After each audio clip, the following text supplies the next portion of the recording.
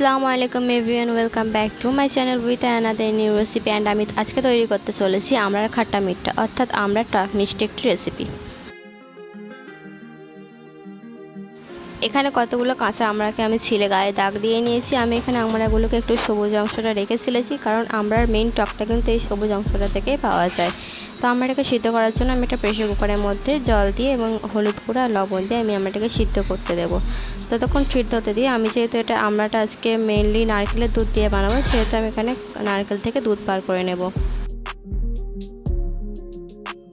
তো একটা মিক্সিতে আমি নারকেল কুচি দিয়ে এর মধ্যে জল দিয়ে আমি এটাকে ব্লেন্ড করে নেব। অ্যান্ড আফটার ব্লেন্ডিং এটাকে দেখতে এমন লাগবে কিছুটা। এরপর আমি এটা থেকে দুধ বার করে নেব একটা স্ট্রেনারের সাহায্যে। আমি এখানে গরম জল ইউজ করছি, তাতে করে এটা তাড়াতাড়ি আর কি নারকেলের থেকে দুধটা ছেড়ে আসবে, সেই কারণে।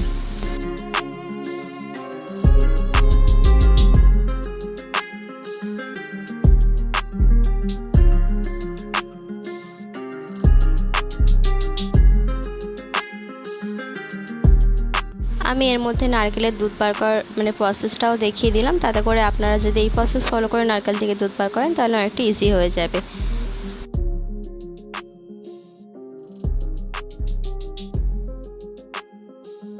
এরপর চলে যাবো আমি মেন রান্নার কাছে। এরপর একটা বড় হাঁড়িতে আমি কিছুটা সানফ্লাওয়ার অয়েল দিয়ে এর মধ্যে দিয়ে দিচ্ছি 2টা তেজপাতা এবং 2টা এলাচ।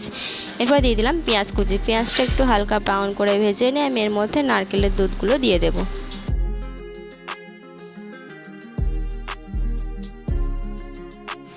নেক্সট এর মধ্যে আমি জল অ্যাড করে দিলাম। এরপর আমি পরিমাণ মতো লবণ এবং চিনিটা দিয়ে দেব। এখানে মিষ্টির স্বাদটা আপনারা আপনাদের স্বাদ মতো দেবেন, কম বেশি করে। দুধটা একটু ফুটে উঠলে আমি এর মধ্যে সিদ্ধ করে রাখা আমড়াটা দিয়ে দিলাম।